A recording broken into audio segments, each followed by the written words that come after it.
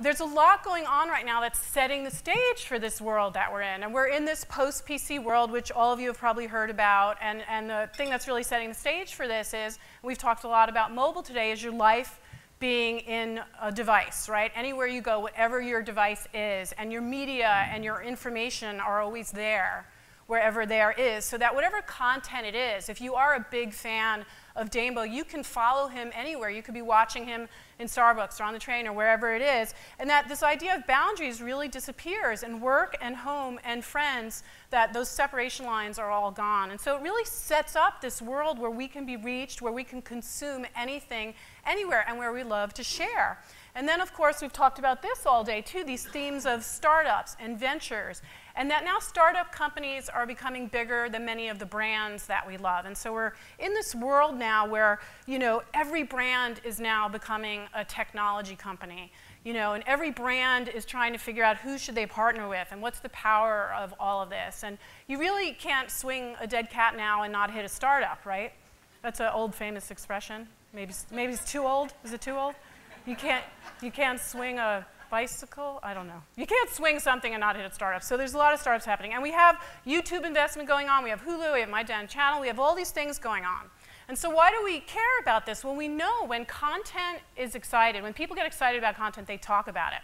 And when content gets talked about, it influences people. And then that's when it starts getting bought. And that's when things get really exciting. And of course, Kevin blew my exciting open slate slide. So I'm going to kick open slate in the tuchus because I thought I was going to be the only one to show the slide today. But whatever. You get the idea that this idea of influence and using a clout-based standard for people to understand, you know, what is the influence of all of these great artists out there, and why should I, as a brand, as an agency, recommend doing a purchase and a spend in this environment. So I think these guys are fascinating, just even as a trend, because they're using that clout mentality. So instantly my brain understands, what does this all mean? And by the way, my clout score went up a point today, and that is one of the most exciting things that has happened to me all week. Woo! Okay, so, and I didn't even play any of the Twitter games that you play. Okay, so getting into the space, there are a couple of different types of influencers in this space. We have a movement or a trend, and I'm going to show you examples of that. We have celebrities becoming influencers. They were already famous, and now they're influencing other areas of life.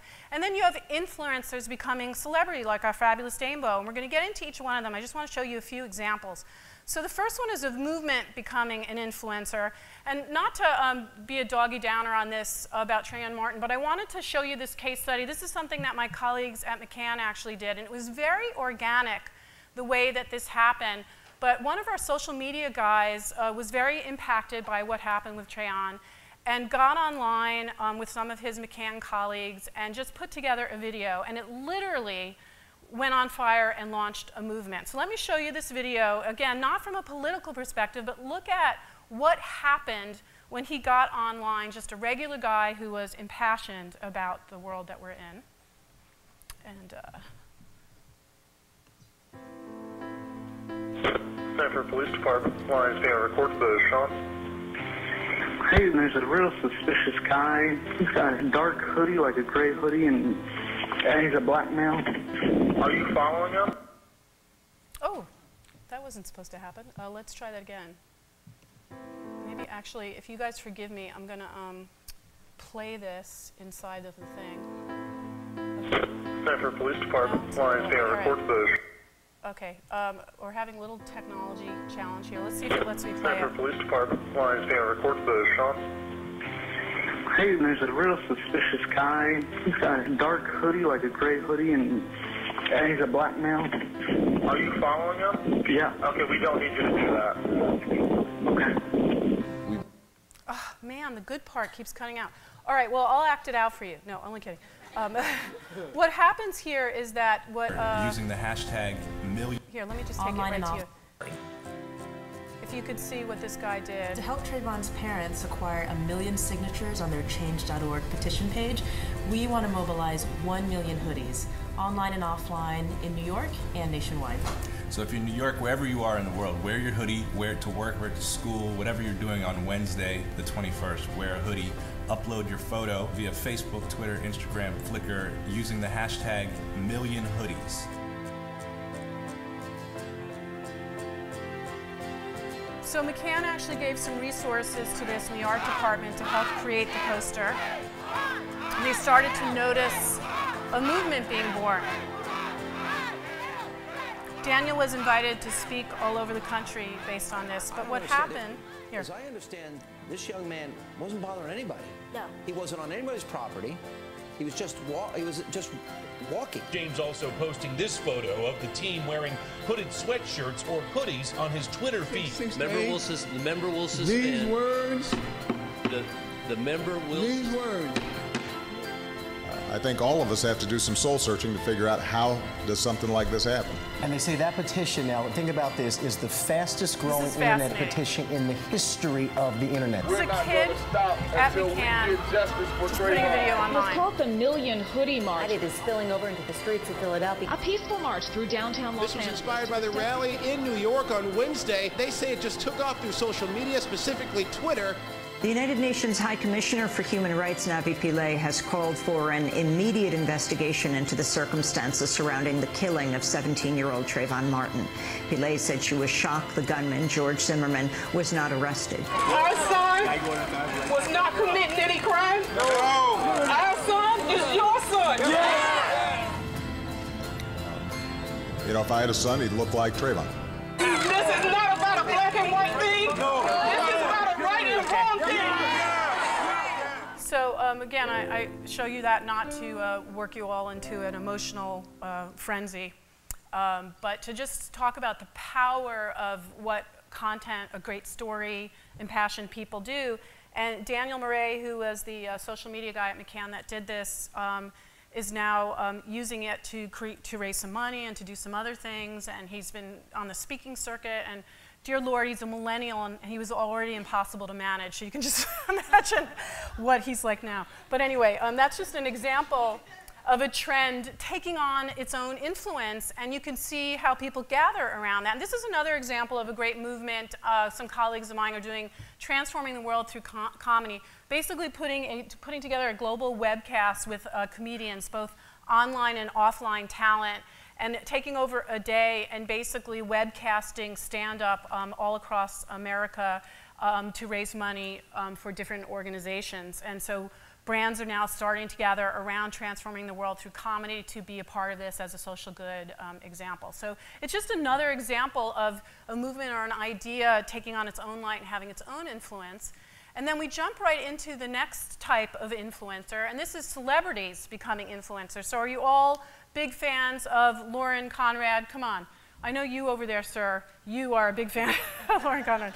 So Lauren was, of course, an actress on Laguna Beach and The Hills. And while many of her colleagues on those shows have kind of faded away until they find their next drama to be a star of, Lauren Conrad has really built up, again, a global audience around herself as an influencer in fashion. And just to give you an example, this is her Pinterest, which again is becoming sort of a living case study of the success of Pinterest, now like the third largest social network, because what they've done is they've translated Pinterest into what her website also is, and it's now driving direct response to retail, so that brands are making a ton of money now off of Lauren Conrad's Pinterest. And if you're not familiar with her, again, she has become like this foremost influencer in this fashion space. And how did she do this? Well, she partnered up with Equal.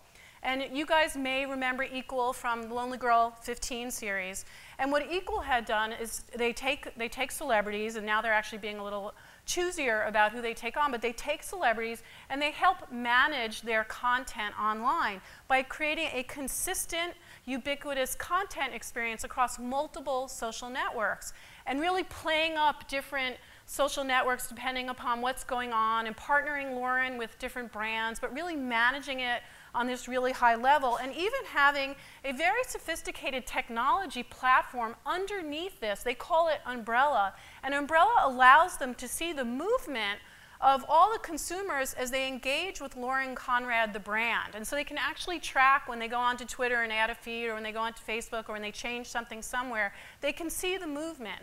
And so this is a really intelligent, smart way to, again, monetize and operationalize how people gather around influencers. And again, you can't do this with everyone. Lauren Conrad is selling herself, her viewpoint. She's hit a nerve with a certain demographic, and so that's why brands are starting to gather around her, and that's why she's such a tremendous success in this space.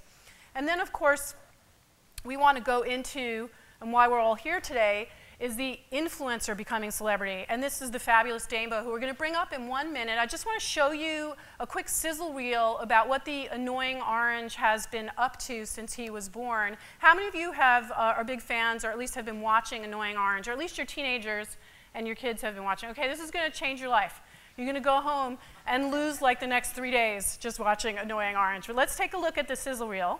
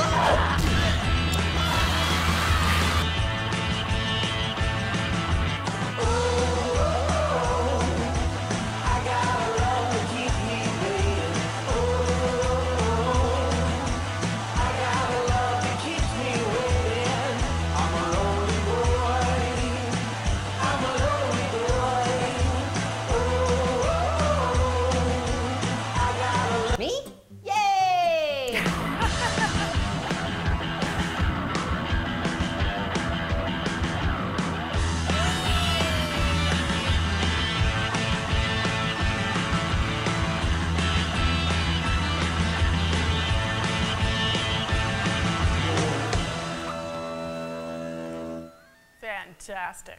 All right, now before we get to meet Dane, I'm going to draw it out a little longer. I want to bring up Alex, and get this, Angeledes. Woo! Angeledes. Or I was going to call him Alex Schwartz because Schwartz is easy, it just rolls off the tongue. But Alex Angeledes, who is the Chief Revenue Officer of Collective Digital Studios. So again, I want to set the stage for why this is so real and so important.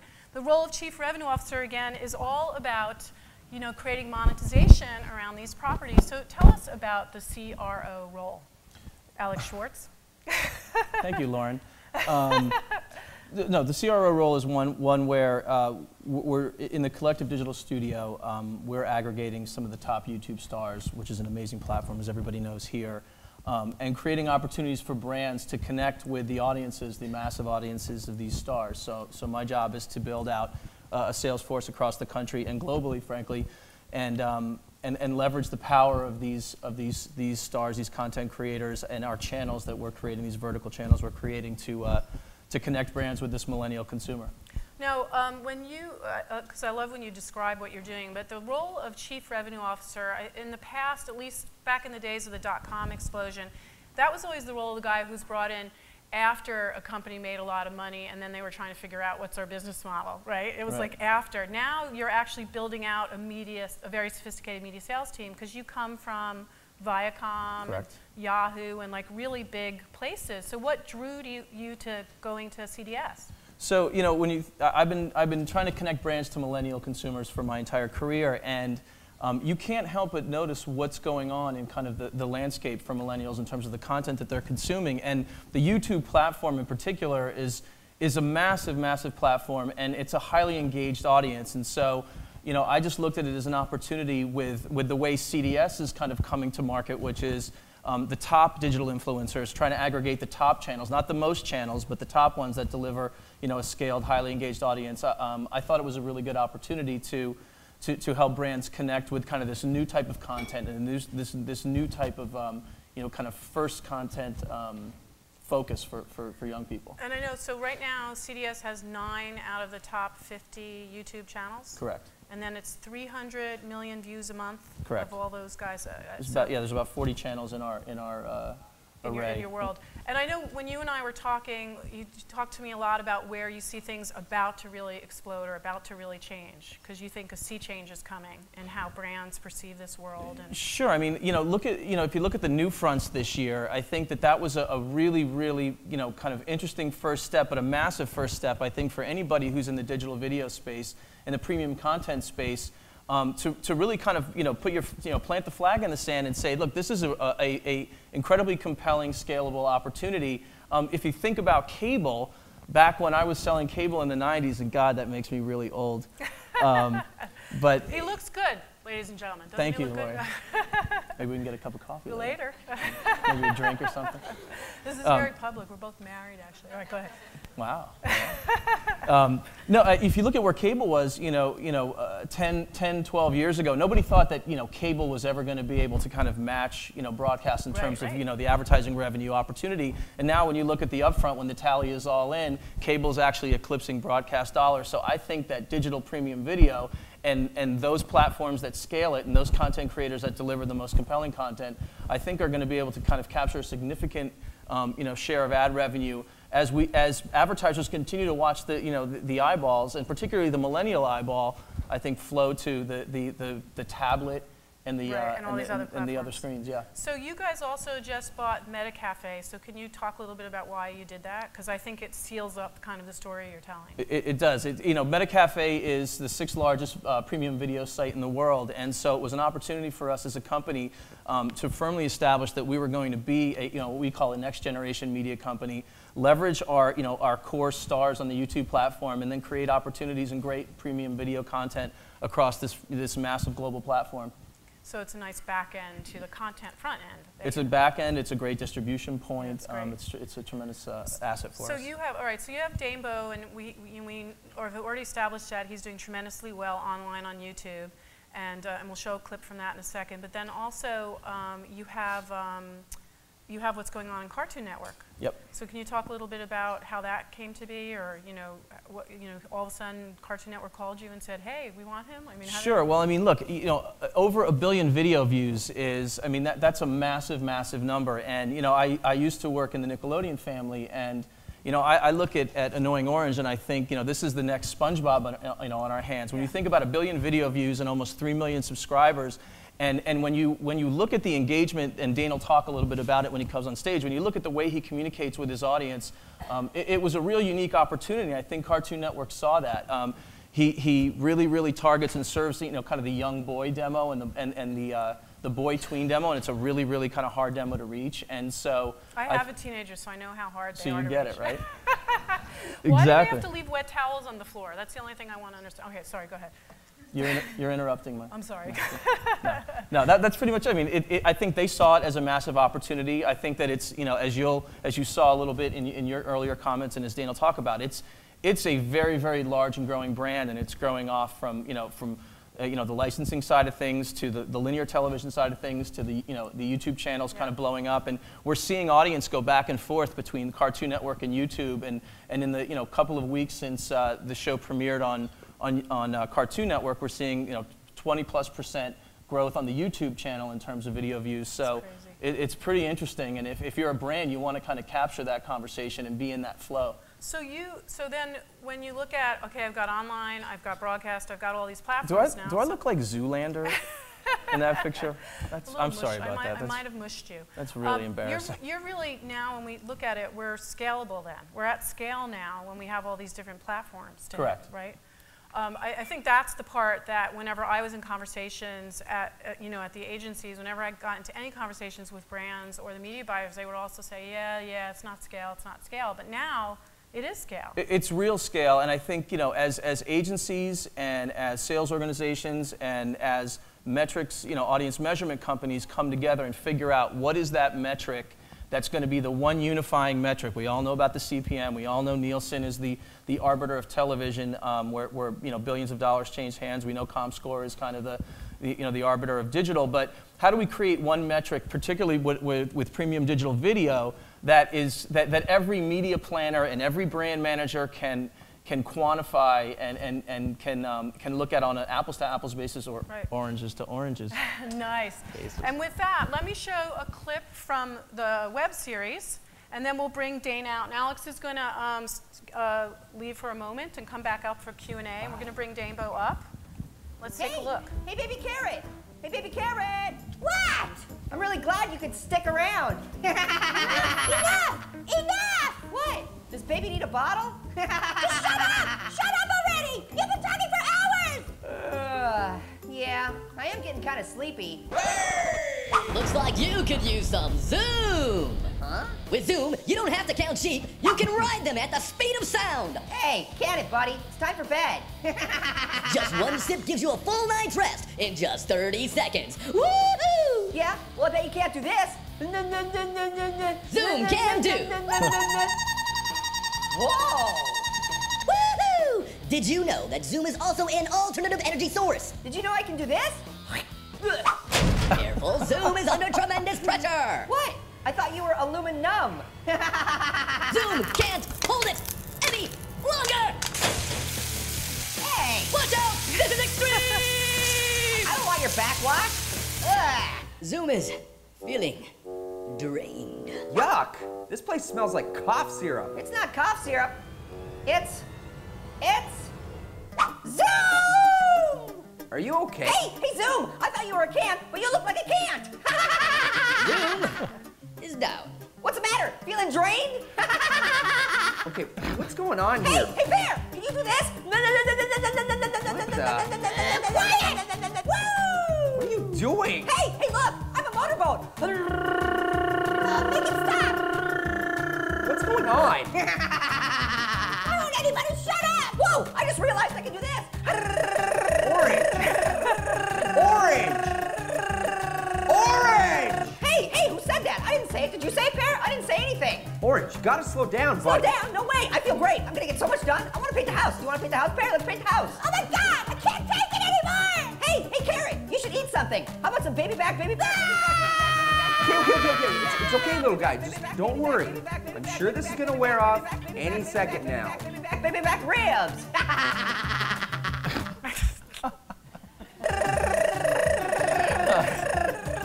Shut up!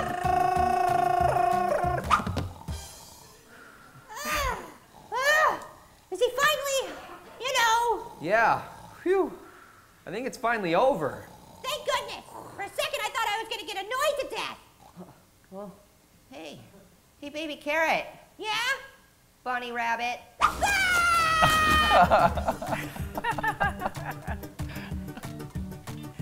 All right, ladies and gentlemen, Dan Bo, a.k.a. the annoying orange. Hey. Did you just say Dane or Danbo? Dane Bo. I was afraid to say Boedigheimer. Say it. Boedigheimer. See, Schwartz, it just rolls. Okay. All right, so that was fabulous. So when was this episode done? Oh, year and a half ago? A year and a half ago. Yeah. And how many are you doing? One a week right now on the YouTube channel? Yep. Pretty much right after it started, came up with this, and it's kind of like a universal YouTube model. You release a video every single week, and Friday kind of became the day. So every Friday we release a new episode. And all right, so give us a quick summary of how this all started for you. You know, before you were the annoying orange, you were a guy. I was a guy, yes. I wasn't a talking fruit. So, you want to know where Annoying Orange started from? Yeah, you were always you were interested in doing YouTube stuff. You know, how did you get started? Yeah, I mean, it all kind of culminated from, you know, when I was younger, 12 years old, my parents got a camcorder for Christmas. And as soon as I got it, I hijacked it and made it my own. And it made just these short little silly videos with my brother, just to try and make my family laugh. We'd watch, you know, throw the stuff in the VCR and we'd sit around, and, you know, it was always like 3 or 4 people, but that was always really fun to me to, you know, try and make those guys laugh. And it was something that I always did, even, you know, through college and everything. And then YouTube came along, and you know, and other video sharing sites. I actually started out on MetaCafe, so it's kind of funny that you guys ended up buying it. But after all those sites started popping up, kind of realized, like, hey, I love doing this, and now there's an audience for that. I tell this story. When I was in college, I made a full-length feature and showed it at the local theater. I grew up in Fargo, North Dakota. And 211 people showed up at the local theater, basically all of Fargo. And I thought at that moment, like, that was the epitome, like, I could never beat the pinnacle. Yeah, yes, yeah. I could never beat that number. And then to, you know, start uploading stuff on YouTube, MetaCafe, whatever site it may be, and seeing thousands and thousands and thousands and sometimes millions of views, it's a number you can't really fathom. So, but yeah, from there, it just, I kept making more and more content, and for some reason, I've always had this thing with talking food. I don't know if I was traumatized as a child or what, but I just, that for some reason, I always gravitated towards bringing inanimate things to life and seeing how they would react in our world. So, like I said, I had done a ton of those talking food videos, and then October 9th, 2009, I uploaded the very first Annoying Orange video, and it was just intended to be another one of my one-off talking food videos, but for some reason... we all have many talking food videos. Yes, exactly. For some reason, the character just blew up, and I kept getting people sending me comments, say make more, and so I made another one, and that one within a few weeks got 1 million views and kept getting comments, make more, so I made another one. It was by the 4th one that I knew something was going on, and from there it's kind of been all Annoying Orange all the time. That's so great. So when you first got also feedback from people, or people were telling you that they liked you, how did that feel? Because now that you are the true influencer who has now become a celebrity, so you have all these people who are subscribed to your channel and who are potentially following you to Cartoon Network, do you write back to them? Like, how do you engage with your audience? In many different ways. I mean, I get tons and tons of emails just in my regular Gmail, and I'll try and respond here and there when I can. It's very hard to keep up with everything, but a great way to do that is through Facebook, Twitter, social media, G+, all of that stuff. In that way, you can reach out to a big, wide audience all at the same time, as everyone here already knows. So you're going back and forth on all the different platforms every time you post something, and you respond to people. Yep. And it's all about trying to keep in mind the audience on each platform, because on Facebook, people are driven more by pictures. So for Facebook, we post a funny picture of Orange and the gang or whatever it may be. Whereas Twitter, we stick to more puns. I love corny puns. I don't know why, but yeah, no, I think I spent the last couple of days watching a lot of your corny puns. Yes. Well, why do you think people are connecting so much to Annoying Orange? What is it about him? I think there's a couple things. It's definitely relatable. At least I think it is. Annoying Orange is kind of based on a few different people that I know in my life. It's relatable in that everybody knows someone out there that's kind of like Orange, in that they think their jokes are really funny. They laugh at their own jokes. And they banter all the time. They don't quite get it. They're a little socially inept. And I think one of the mistakes that people make with Orange is they see it and they think, oh, he's kind of a bully, but he's not. He's totally, like I said, socially inept. He thinks everything he says is hilarious, and that's why he laughs at it. And that's kind of where that character. Yeah, it's kind of got Bugs Bunny, but then it's also sort of a modern day SpongeBob. Yep, exactly, and that's the other point too. Is that we've all grown up watching cartoons, and so many of the cartoons out there, the cartoon characters out there, are annoying. But they're lovable at the same time, like Bugs Bunny, Woody Woodpecker, Pepe Le Pew, any of those guys. They have annoying qualities, but they're lovable, and you want to keep watching them. And that is where Annoying Orange, I think, yeah. And so YouTube sort of became your home. And can you talk a little bit about your relationship to YouTube partners? And are you hanging out with the mystery guitar guy and iJustine? Do you all go to someone's house and just YouTube partner out? Are you all, because you're all showing up, iJustine voices one of your characters. So what's that culture about? That culture is awesome. It's all about helping each other out, and it always has been. And that's one of the reasons why Annoying Orange really took off, is after a few episodes, I mean, it already was starting to grow, but after a few episodes, iJustine, who has a massive audience, started contacting me and saying, hey, I want to be in an episode. I'm a fan. I had never met her before. And I was like, yeah, of course. So I put her in an episode, and instantly she tweeted it out, and it just blew up from there. It just exponentially just kept growing and growing. And her character is who Annoying Orange is kind of secretly involved with. Yep. She's a passion fruit, and they kind of have a budding romance. That's right. Because she's a hot passion fruit. Yes, she is a very hot passion fruit. So yeah, I mean, we hang out together here and there, and it's funny because all the YouTubers almost are in LA, but we've all gotten so busy now that we don't really see each other anymore, unless we go to video conferences and stuff like that. That's where we all get to see each other. Like VidCon this VidCon, yep. So, you all have kind of grown up together, and you have also kind of exploded together. So, are you calling each other for advice? You know, how do I do this? What should I do? Or or are you all really kind of tackling different worlds? Sure, it's a bit of both. I mean, but we collaborate all the time and send each other notes and ask each other, like, hey. Even like on social media stuff, like, hey, what should I do on Facebook to try and grow my page, or things like that, come up with new ideas. And it's all, like I said, it's very communal, it's all working together. And then in terms of YouTube, were you dealing a lot with leadership there in the beginning, when you first launched? I mean, did you speak to YouTube directly? Did they contact you before maybe you got involved with CDS? Were you, directly engaged with them, or did they really leave you alone? Here and there. I mean, if you become one of their top partners, they give you basically a contact point, a person that is kind of dedicated to you, and that person each has a bunch of different partners that they work with. But if you have questions, you talk to them. And pretty much that was the extent of it. I mean, I talked to them at conferences and things like that, but. Yeah, but they weren't like in your face. They really let you. No, it's totally in the background, yeah. And then all right, so now we know that you have this great audience and you have people that are calling you and writing you. And I know that you wanted to share, you had gotten a great letter from somebody, from a fan. Oh, yeah. It's a little bit of a bummer, but it's something that really inspires me. The next thing I want to talk about, again, is how you're engaging with brands, but I think the reason that is relevant and why brands want to engage with you is because of a letter like this. It's because of really the power that your character and your work have over people. Yeah.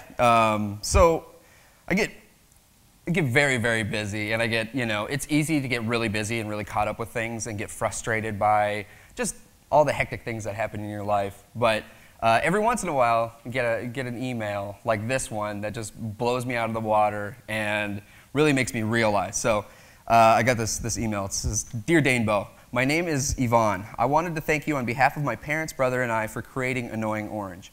My nephew, Parker, was 10 years old when he was diagnosed with a very rare and malignant cancer last year. He went through the most aggressive chemotherapy to try and overcome this deadly disease. During his toughest times, the absolute and only thing that made him smile and laugh were all the annoying oranges. He could mimic them perfectly and knew all the words by heart. He made all the nurses and doctors smile, and even during the times when he could no longer use his arms or speak, he would bob his head and try to move his arms to the song Party Rock, which we spoofed with Annoying Orange. Words cannot express what your videos did to our Parker. He lost his battle with cancer today, 14 months after his diagnosis, but through your videos, you made his final days that much easier." Oh, God. That is, let's have a, I know it's weird, but that's get a little so teary. Powerful stuff, Thank you. It's just amazing. So again, I'm an advertiser, and I'm thinking to myself, wow, you're really having impact on your audience. So how are you working with brands? Are you engaging with them and partnering with them? Like, how does that engagement happen? Sometimes it happens organically. They'll contact us, and other times it's collective, reaching out to brands to try and see what we can come up with. It's just trying to come up with ideas that still feel organic to the brand itself. And the Annoying Orange brand. Yes. Right? Yeah. Because you obviously want to protect your brand as well. Yeah. Yeah. And that's what people are buying is your brand. Right. Exactly. You want to keep it organic and make it feel fun and not like an advertisement, because the last thing you want is to bang people over the head with this message of, here's my product, buy it, buy it, buy it. You have to realize that, with, especially YouTube and things like that, there's a set audience, they expect something, and if you deviate too far from that and then start throwing advertisement on in the videos that they expect a certain thing on, they're going to get angry and you're going to see backlash. Yeah, I mean, if I was a brand, I would come to you just to learn more about millennials, because you obviously are hearing from them daily. Mm-hmm. So you probably really understand what turns them on and turns them off. Yeah, I mean, I would like to think so. We've done a few campaigns that have been really successful. One of the ones that we did was with Wonderful Pistachios. And that was a very light integration. Basically, at the very beginning of an episode, a Wonderful Pistachios bag gets set down on the counter, and then Orange makes a comment, lifts the bag away, and it reveals five pistachios with mustaches, and they call themselves mustachios, and they're wearing the mustaches because they're trying to hide. They don't want to get eaten. So But that was the only time in the video that you see the Wonderful Pistachios logo or anything like that until the very end credits, where you say, you see a thank you from Wonderful Pistachios, go buy their stuff, whatever. That's a little bit more organic because it plays to the brand, and also it's at the end credits. You're kind of you can go anywhere with that because then you kind of expect it. Oh, it's the final credits. You can say whatever you want. And that one was so much fun that we actually went above and beyond what our requirements were. We loved the characters so much that we started hiding those little mustachio characters in future videos. And then people would see those characters and say, oh, what's that? And they would go click back to the main video and see, the Wonderful Pistachios again. So, oh, that's great. That's great. And so it was just because it was fun. I mean, like I said, we didn't even do it because we were supposed to. It was just a lot of fun doing it. Right, and then Wonderful Pistachios gets all this additional lift and halo because of their working with you. So, yeah, I love that stuff. And then, in general, it'll be a partnership between you and a brand to discuss how that integration will happen. Yes, and I think that's the important thing, is that you have to work with the creator and respect that they will know what the brand, what will work for their brand and their videos. Because I've worked with a few different companies, and I've had a few people throw proposals at me that I'm like, I don't even, because I'll give you an example. So I get an email from this company, and they're like, this is the, we love what you're doing with Annoying Orange. We really want to advertise with you guys. And I was like, oh, okay. I scroll down, click on the link to figure out what this product was, and for lack of a better term, I'll just say it was a sex toy. Okay? And there's a situation not understanding the brand and where you're advertising. I have a hard time even thinking of fruit with genitalia. I don't even know what the integration would be like. So. I think that is like it's a, what do you call it, a fringe.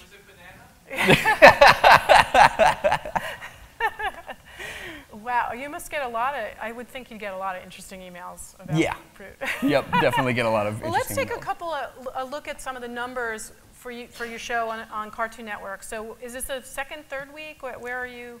We just released the third episode last night. So you were 2.6 million viewers tuned in to the series premiere, and you were #1 in the time slot among kids and boys. So that's outstanding. So is the content now on the Cartoon Network very different from the YouTube content?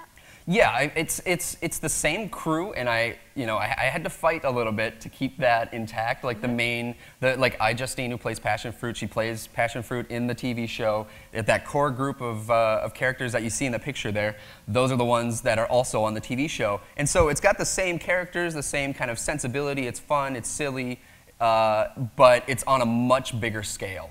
I mean, with the web series, it's harder to have character development, as you see with the clip that we saw just before this. It's you're giving them just little slices. It's witty banter. You're trying to make people laugh very quickly. But here, with the TV show, we can actually develop characters. We can go on grand adventures, and we do in every episode. And the animation is like top notch. If you haven't seen the show, check it out, and you will see like the level of animation has just grown. It's insane. And is that impacting your YouTube show as well? Yeah, it actually is. I mean, we see the stuff that's coming out on the TV show, and my web team were like, okay, we got to step it up. So yeah. And are the storylines and plot lines different then because there's more character development? But I'm assuming that audience is going back and forth and all around on all the different platforms. Well, that's the hope, and we're seeing that, in the very first few episodes, and that was always the most exciting thing to me. Is okay, you have this web entity, now you have a TV show, and the two, they can push traffic to each other, and that was one of the hardest things to try and to sell to studios when we're going out and pitching The Annoying Orange. I won't name any names, but each one that we went to was like, oh, that's great that you have this web entity, but we want to control it, we want to have it, and do what we want with it. Right. And I was very persistent. I was like, no, that can't be how it works. You don't understand. Things are changing so much. This is hugely important. And luckily enough, Cartoon Network was open awesome. To that. They were. So they really respect the artist. So while I want to show a clip from Cartoon Network show, and let's bring Alex back up so we can talk a little bit more, get some Q&A from you guys. But let's see a clip of this, and then you can maybe talk about this episode. Hey guys, why are you all scowling at me? Is this a frowny meeting? I'll take 6 cases of oatmeal fudgy bottoms. This is an intervention, Orange. You need help. You mean like a butler? Sweet! I'm gonna name him Broderick. I told you he wouldn't take this seriously. He's just laughing at us, like always. Whoa, for your information, I have a condition that makes me laugh uncontrollably at my own terrible jokes. Really? What's it called? Giggle chuckleitis. Oh, that was it. Okay. Oh, okay. That was a short You clip. didn't get to the best part. There's a bunch of veggie zombies that come in and attack them. So. Oh, veggie zombies? Veggie zombies, yeah. There is just nothing wrong with adding zombie to anything. Yep, exactly. Now, Zombies are all the rage. Alex, you actually had a number earlier today about the lift from Cartoon Network to the YouTube show. That you've seen this lift on the YouTube show? Yeah, we're seeing about 20% growth in video views on YouTube since the show premiered 3 weeks ago. So each week. So when you guys go now together to meet with a brand or talk to an agency, are you talking about, okay, you can have Cartoon Network, you can have YouTube, you can have Facebook, you can have Twitter, like, are you talking about the whole story? Well, you know, Cartoon Network has their own sales team that sells the on-air version of the show, although we are having conversations with them about, you know, how to leverage the conversation, you know, across for a brand. But for us, we go out and we talk about, you know, how we can integrate potentially into the YouTube channel, into annoyingorange.com, you know, across some of our other, you know, distribution platforms through his social activation and you know, which is massive, and figure out the best way to, you know, kind of exploit his audience and his relationship with it. Now, Dane, there's also a whole product line, merchandise. My mouth is on so many things. That sounds dirty. That is a tweet right there. My mouth is on so many things. So Nancy from the Collective actually has some of Dane's merchandise. So what I thought we could do is anyone that asks a question gets a limited piece of merchandise from the Annoying Orange. There so you go. let's get a question. Wow. Oh, Bettina. All right. There we go. What do we have for Bettina, Nancy? I have a 9-year-old who loves YouTube. He's the one who's like, "Don't worry, Mom, it's okay. You're late. We're at Starbucks and there's Wi-Fi and I've got my iPod." So, yeah. What movie are you looking forward to this summer? Ooh, my top movie that I was looking forward to was Prometheus, and now it'd probably be Spider-Man. I love superhero movies. So. Do I hear some potential Annoying Orange integration? Oh, we've got an episode called Fruit Vengers coming out very soon. It's actually next Spider-Man. I think it's 3 weeks away. I think so. And so Nancy just gave Bettina, I think, a T-shirt or a. Oh, okay. Nice. So do you have every single type of Annoying Orange product? I mean, is it costumes and T-shirts and stuffed animals and things like that? Yeah, I mean, there's all kinds of stuff, and they're constantly coming out with more. Basically, it's gotten to the point where they just send me a big document that shows all of the stuff that they're going to be releasing. I can get on the phone call, and then I just kind of give notes like, hey, the mouth looks weird in this shot or in this product or whatever. But yeah, we've got anything you can think of at this point. It's growing exponentially. And can you buy them on the YouTube channel? Like, where's the? Not yet, but you will be able to soon, actually. But now you can go to the toys are at toysrus.com. The shirts and posters and a lot of those things are at JCPenney, and you can find them on Amazon too.